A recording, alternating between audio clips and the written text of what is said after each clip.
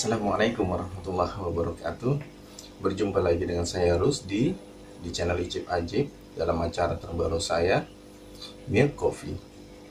Dalam acara ini kita akan membahas masalah-masalah yang lagi tren saat ini. Dan masalah yang akan saya angkat adalah tentang virus corona. Sebelum kita masuk ke dalam materi, bagi yang belum subscribe silahkan di subscribe. Jangan lupa hidupkan loncengnya agar ketika saya membuat video berikutnya Anda dapat langsung dengan mudah mengetahuinya. Dan jika video saya bagus, menurut Anda bagus, silahkan di like. Serta jangan lupa tinggalkan komen dan jangan lupa pula di share. Oke. Virus corona atau yang lebih spesifik lagi dinamakan dengan SARS-CoV-2. Virus ini menyerang sistem pernapasan pada manusia. Gejala yang ditimbulkan ketika terjadi infeksi pada sistem pernafasan dinamakan dengan COVID-19. Pada dasarnya virus ini bersumber pada hewan, kemudian ia berpindah inang pada manusia melalui perantara udara. Kemungkinan besar para peneliti dari Cina mengatakan bahwa virus ini berasal dari kelelawar yang dikonsumsi oleh warga Cina. Virus ini menyerang semua kalangan, mulai dari balita, anak-anak, dewasa, orang tua, manula, ibu hamil, juga ibu menyusui. Semua kalangan bisa terjangkit oleh virus ini. Mengenali virus corona. Pertama saya akan membahas tentang jenis virus. Virus itu terbagi dua menurut jenisnya, yaitu virus DNA dan virus RNA. Virus itu unik karena tidak dikatakan makhluk hidup, tapi tidak dikatakan juga benda mati. Bagian tubuhnya semuanya adalah bagian dari bahan kimia, tapi ada satu bagian biologi di dalamnya, yaitu unsur DNA atau RNA. Itu adalah bagian yang dimiliki oleh organisme. Setiap makhluk hidup memiliki benda tersebut. Karena itulah para peneliti menggolongkan virus ini ke golongan khusus, bukan golongan benda mati, bukan golongan benda hidup, tapi di antara kedua golongan tersebut. Dan sebenarnya untuk membahas masalah virus itu cukup berat karena virus itu tersusun atas dua komponen biologis dan kimia. Jadi secara otomatis jika orang ingin membahas virus, ia harus menguasai dua materi tersebut, mengetahui ilmu kimia dan biologi. Virus DNA umumnya bersumber dari hidup di dalam tubuh manusia, sedangkan virus RNA rata-rata umumnya dia tinggal di dalam tubuh hewan. Ketika virus ini hidup di dalam tubuh itu dinamakan dengan inang. Kenapa virus membutuhkan inang? Karena jika virus ada di tempat luar seperti ini, ia tidak akan bertahan lama. Ada yang mengatakan virus corona hanya bertahan sekitar 9 jam jika berada di tempat seperti ini. Tapi jika ia berada di dalam inang seseorang, inang suatu makhluk, ia bisa bertahan lama, berhari-hari, bahkan berbulan-bulan, bisa merusak, bisa berkembang biak, bahkan bisa sampai orang tersebut meninggal. Inang itu berdasarkan penggolongan gejala kliniknya, inang dibagi menjadi dua. Pertama, inang alami, yang kedua adalah inang fatal. Inang alami adalah inang tempat virus itu menetap tapi tidak menimbulkan gejala-gejala klinis. Sebagai contoh, inang pada badan kelelawar pada virus corona. Virus ini sudah ada di tubuh kelelawar tersebut selama berhari-hari, berbulan-bulan, atau bertahun-tahun. Tapi virus itu tidak membahayakan kelelawar tersebut. Tidak ada gejala klinis yang fatal yang ditimbulkan karena virus tersebut tinggal di inang pada kelelawar tersebut.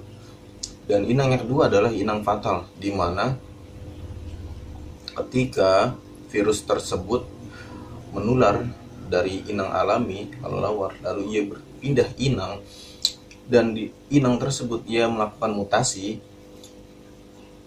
Di saat itulah virus yang bermutasi tersebut akan tinggal di inang dan membahayakan inang yang ia tempatkan. Inang yang ditempatkan itu kemudian memiliki reaksi-reaksi klinik seperti gangguan-gangguan, kerusakan, dan lain-lain. Dan hal yang seperti ini dinamakan inang fatal. Kemudian sel dan inti sel. Kenapa virus corona membutuhkan inang? Karena di inang itu terdapat sel. Setiap tubuh kita memiliki sel, termasuk kulit. Sel itu adalah bagian terkecil biomolekul dalam tubuh manusia. Bagian terkecil, suatu kumpulan bagian sistem terkecil dalam tubuh manusia, di mana di dalam sel tersebut terdapat inti sel.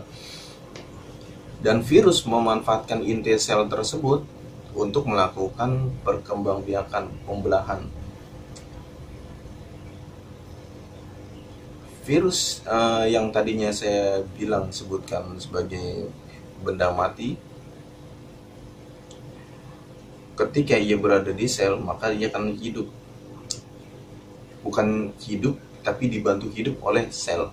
Karena di dalam sel tersebut ada, di inti sel tersebut terdapat pusat dari DNA dan RNA. Dan virus tersebut memiliki salah satu kunci, yaitu RNA untuk virus corona. Ketika virus tersebut memiliki RNA lalu masuk ke dalam database inti sel tersebut, maka ia seperti virus ya, ia akan menyusup ke dalam data tersebut. Lalu sistem dari sel tersebut tidak akan mendeteksi tentang virus tersebut, sehingga ketika virus melakukan aktivitasnya itu akan terbagi kepada virus. Fungsi sel dalam tubuh manusia sendiri adalah dia melakukan pembelahan sel, lalu menyimpan data-data, melakukan penggandaan. Ketika virus masuk ke dalam inti sel tersebut, yang seharusnya sel melakukan penggandaan, lalu sistemnya itu disadap oleh virus, sehingga yang mengganda itu bukan sel, tapi justru virus yang mengganda. Di dalam inti sel ada sekitar 100 sampai 200 DNA, RNA, dan itu dapat digunakan untuk melakukan pembelahan sel. Virus ini mengambil fungsi dari data tersebut, lalu ia gunakan untuk menggandakan diri, sehingga satu virus corona ketika masuk ke sel, ia bisa menggandakan tubuh 100 hingga 200 virus. Untuk melakukan semua itu, untuk sel ketika melakukan penggandaan tubuh, yang membutuhkan yang namanya protein dan enzim. Fungsi enzim dan protein ini seperti energi dan motor. Jadi tanpa protein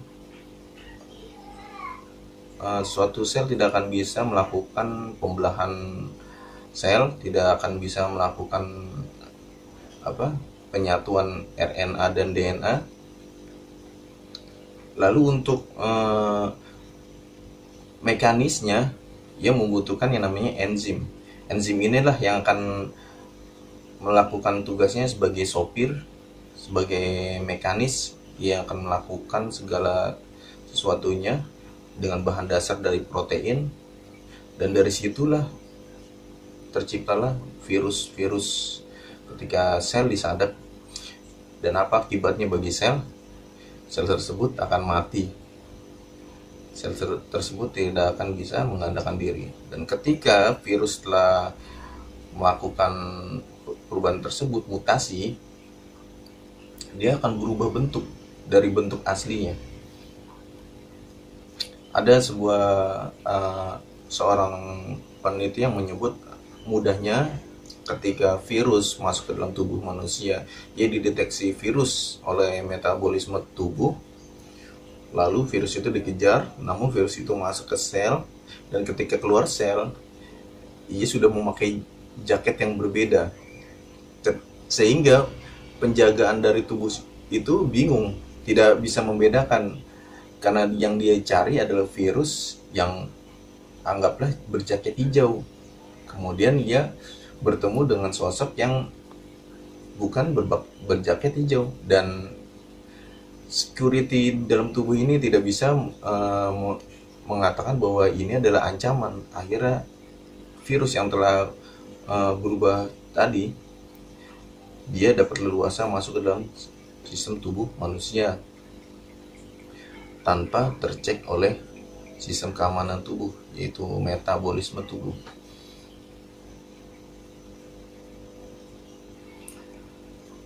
Kecepatan mutasi dari virus ini begitu dahsyat.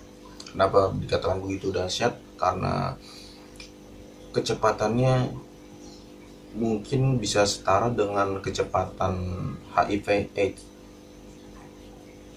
di mana virus ini bisa bermutasi dengan begitu cepat sehingga sistem kekebalan tubuh tidak bisa menangkap, mendeteksi virus tersebut.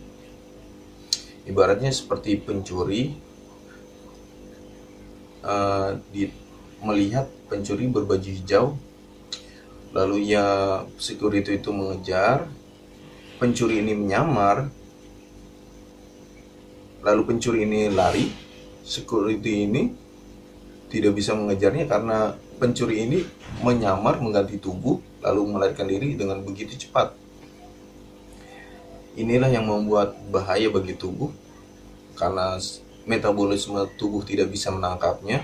Kemudian ia pergi ke sistem pernapasan manusia, dan jika dibiarkan terus-menerus, ia akan masuk ke sel, lalu melakukan pembelahan diri lagi, sehingga sel yang ada di tubuh itu mati.